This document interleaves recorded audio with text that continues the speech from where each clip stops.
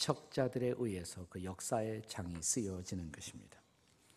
이런 개척자들을 가리켜서 우리는 보통 프론티어라고 부릅니다. 그렇다면 무엇이 어떤 사람들을 프론티어로 만드는 것일까요?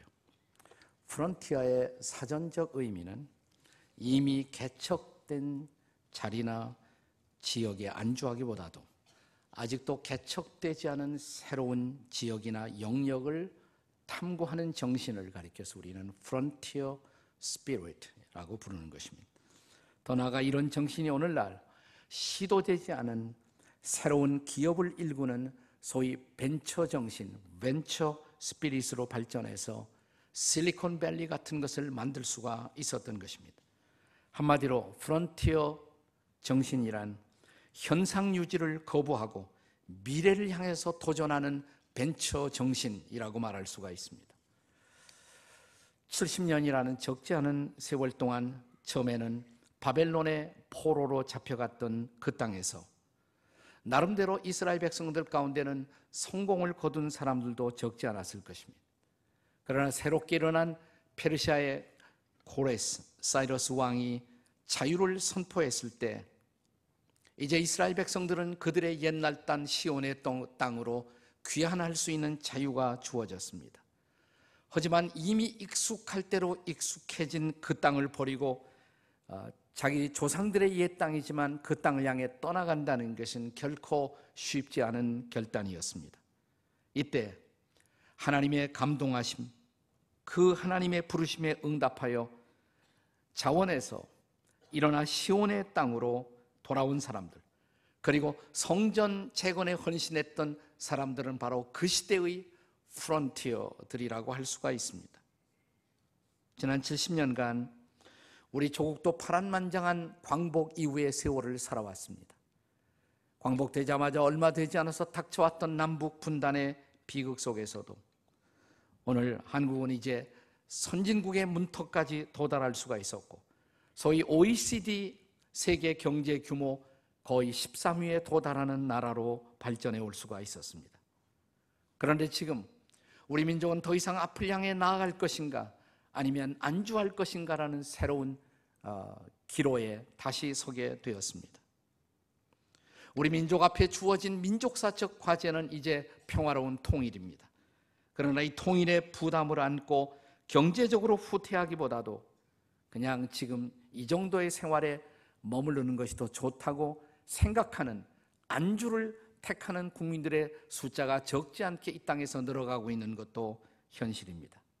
참으로 새로운 미래를 대한민국이 개척해 가기 위해서는 우리는 새로운 프론티어 스피릿을, 개척자의 정신을 필요로 하고 있는 것입니다. 그런 의미에서 우리는 과거 바벨론을 떠나 새로운 이스라엘 건설을 위해서 온몸을 던졌던 역사의 프론티어를 주목하지 않을 수가 없습니다. 새 역사의 개척자들 누구일까요? 첫째로 그들은 조국 재건에 헌신하고자 하는 사람들이었습니다. 오늘 우리가 함께 읽었던 에스라 2장은 새로운 이스라엘의 건설을 위해서 바벨론에서 시온의 땅으로 돌아간 사람들이 누구인가를 밝히는 것으로 에스라 2장이 시작되고 있습니다. 2장 1절을 함께 보겠습니다. 2장 1절 다 같이 시작.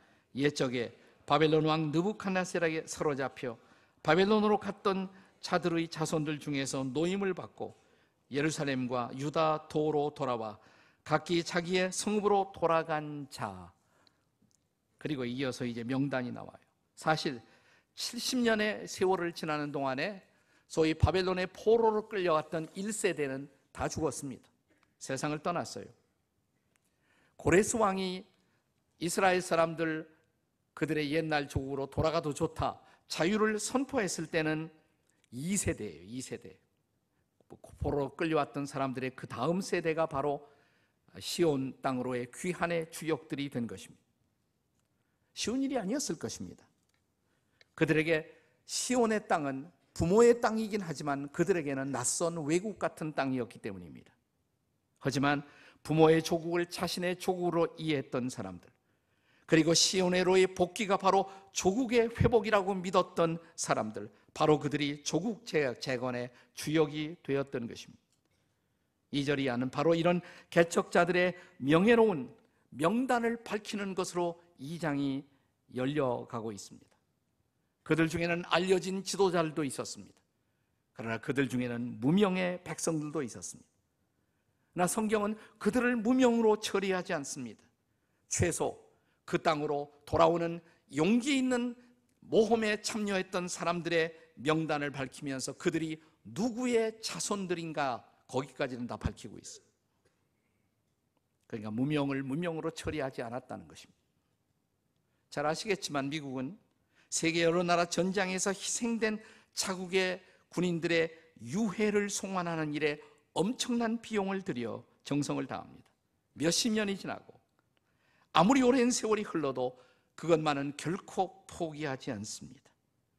국민이 영웅이 되는 나라, 이것이 미국이 지켜온 가치 중에 하나입니다. 저는 미국이 무조건 훌륭한 나라라고 생각하진 않아요. 그러나 제가 꼭 하나 미국에서 본받고 싶은 것이 있다면 이것입니다.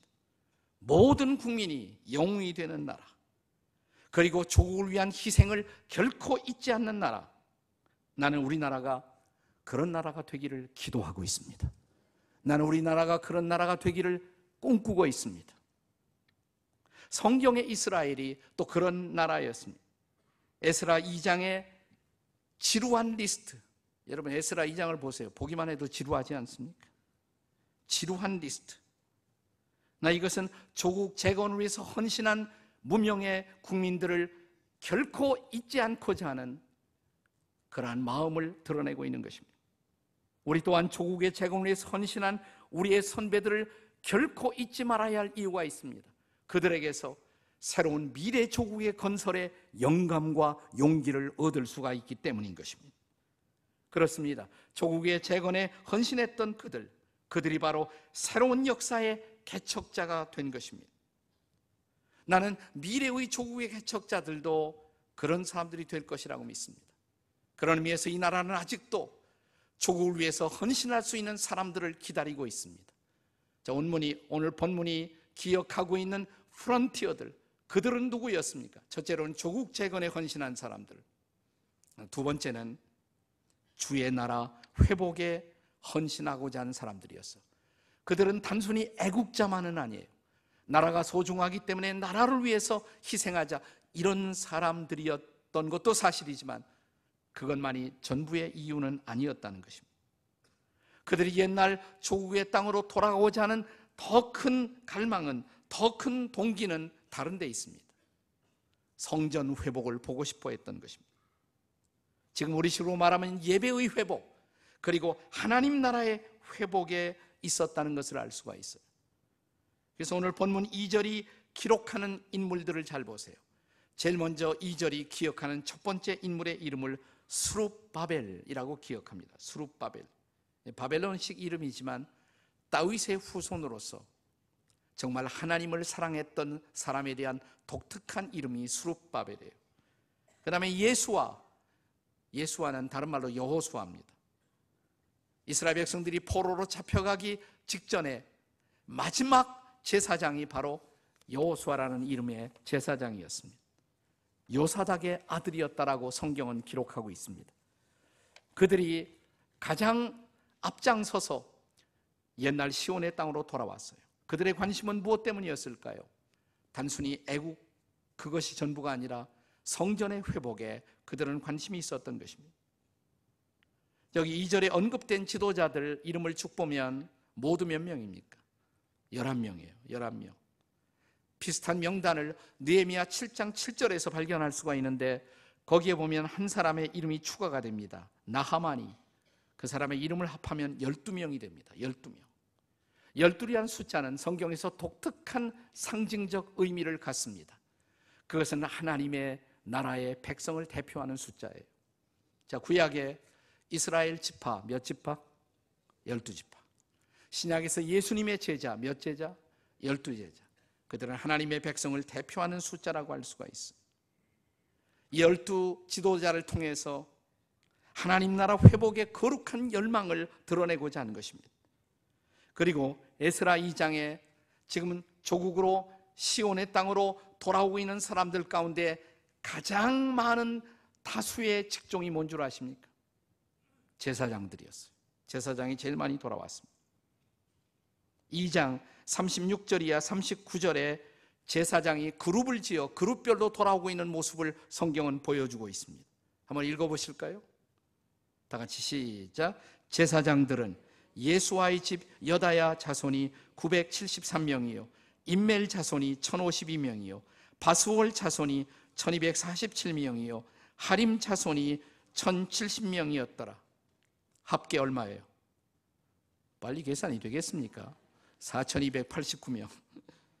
그런데 이 숫자는 전체 시온의 땅으로 제1차 귀환한 사람들 가운데 10분의 1에 달하는 숫자예요. 그러니까 10분의 1이 다 제사장이었단 말이에요. 다 제사장. 네 가지 그룹의 제사장, 네 가지 가문의 제사장, 여다야 가문, 임멜 가문, 바스올, 하림, 네 가문의 제사장들이 리더가 되어 그들을 이끌고 돌아왔던 것입니다. 다시 말하면 성전 회복에 관심을 가진 사람들에 의해서 제1차 바벨론 회복이 이루어지고 있었다는 사실입니다. 그렇습니다.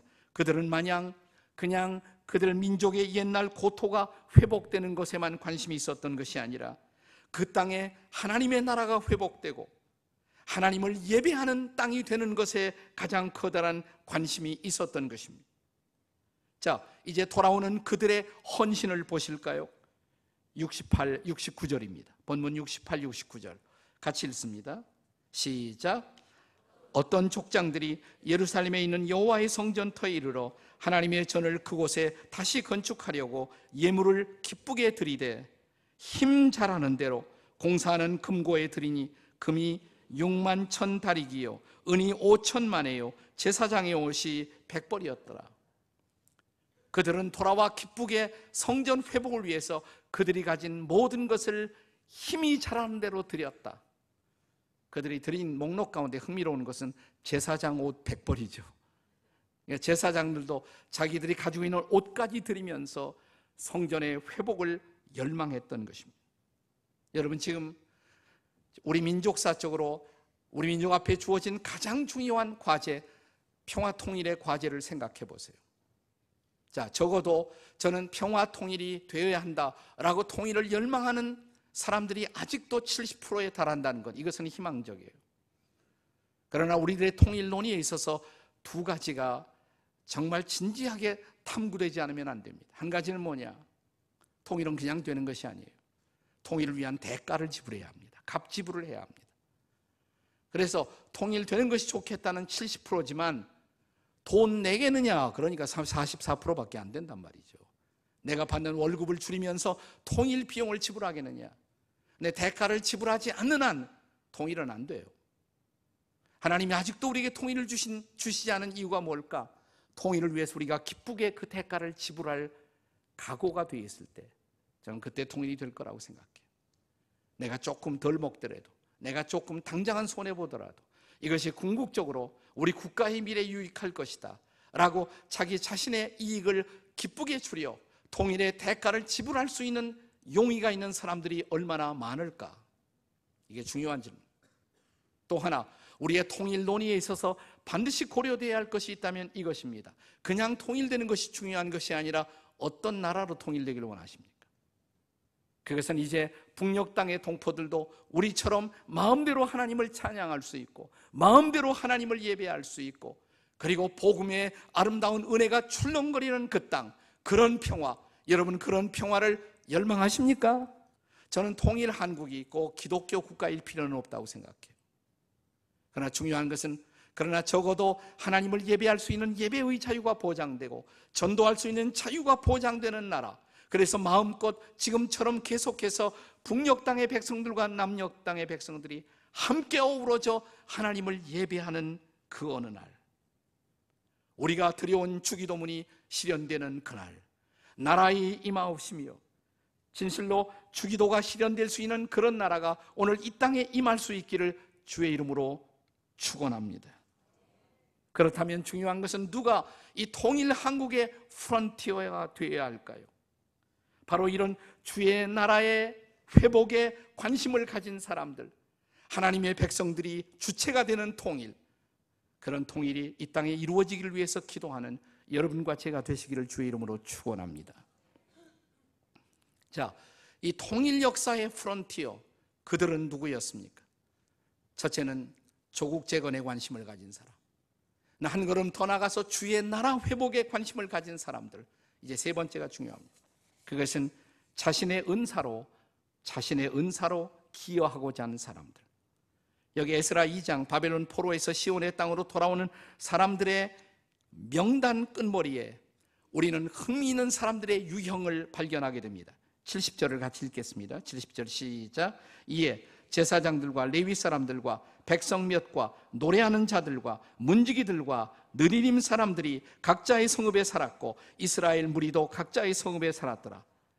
여기에 제사장 레위인, 그들이 들어가는 것은 당연하죠. 제사장 레위인들은 성전이 회복되면 하나님을 제사하고 예배하는 일에 주역을 감당할 사람들이니까.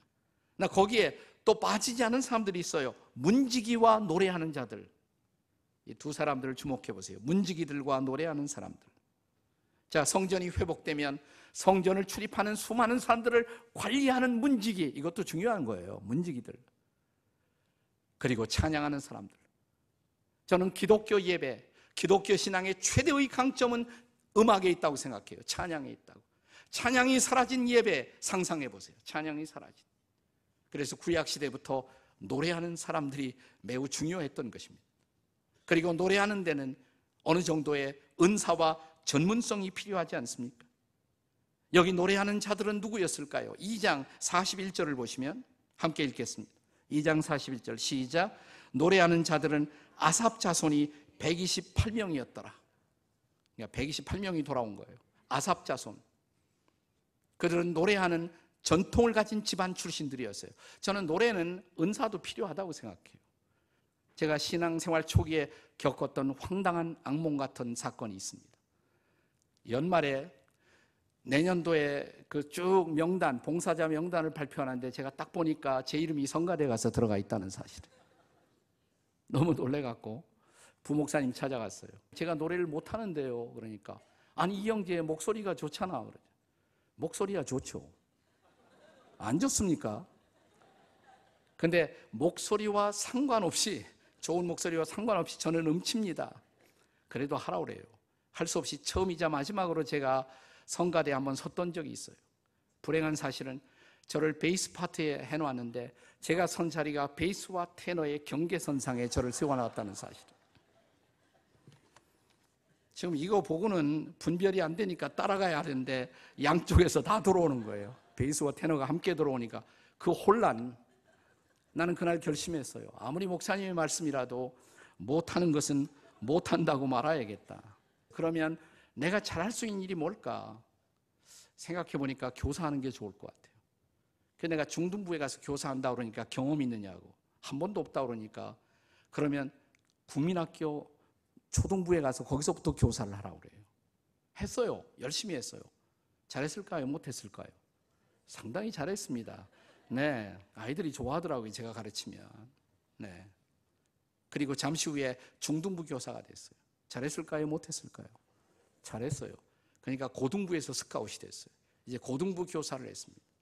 그 시절 제가 고등부에서 가르친 학생들 가운데 최소한도 30명은 다 목사가 됐어요.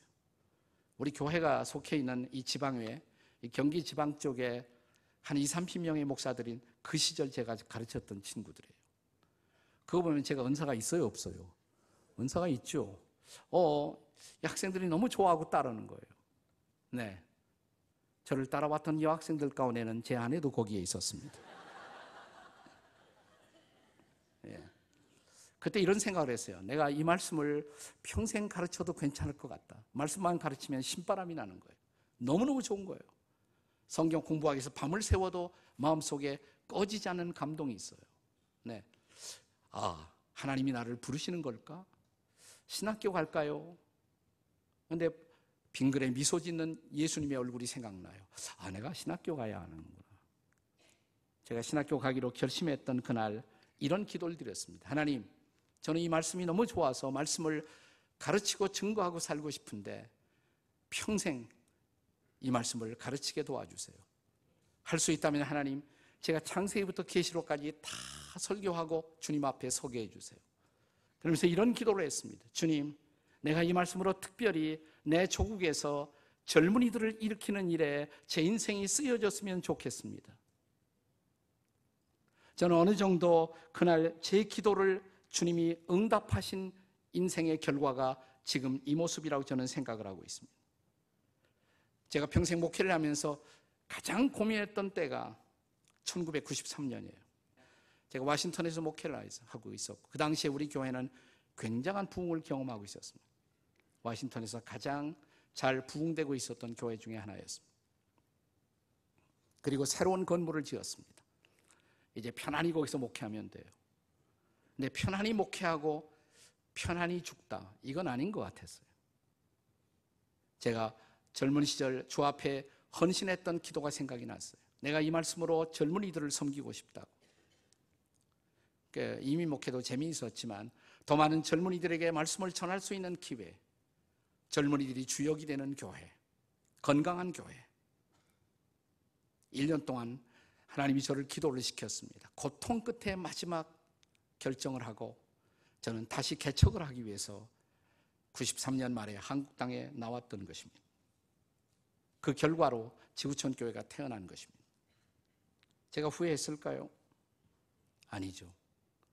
조국을 섬기기 위해서, 아니 이 땅에 하나님의 나라가 임하는 것을 보고 싶어서, 아니 이 땅의 젊은이들에게 조금이라도 이 말씀으로 영향을 끼칠 수 있는 그 삶을 위해서, 내게 주어진 내 은사로 주의 나라를 섬기기 위해서 내가 드렸던 결단, 쉬운 결단 아니었어요. 그때 아이들이 중고등학교 다니고 가족에 대한 희생, 그리고 처음부터 아무것도 없는 데서 다시 교회를 시작해야 했었던 결단. 그러나 그것은 후회할 필요가 없는 결단이었습니다. 지금 이 땅은 다시 그런 프론티어를 기다리고 있습니다. 이 땅에 하나님의 나라가 오기 위해서 그 하나님은 여러분 중에 어떤 사람을 부르고 있습니다. 여러분의 은사, 여러분의 재능을 통해서 하나님을 섬길 수 있는 오늘 이 시대의 프론티어는 어디에 있을까요? 오늘 이 부르심 앞에 응답할 수 있는 사람은 누구일까요?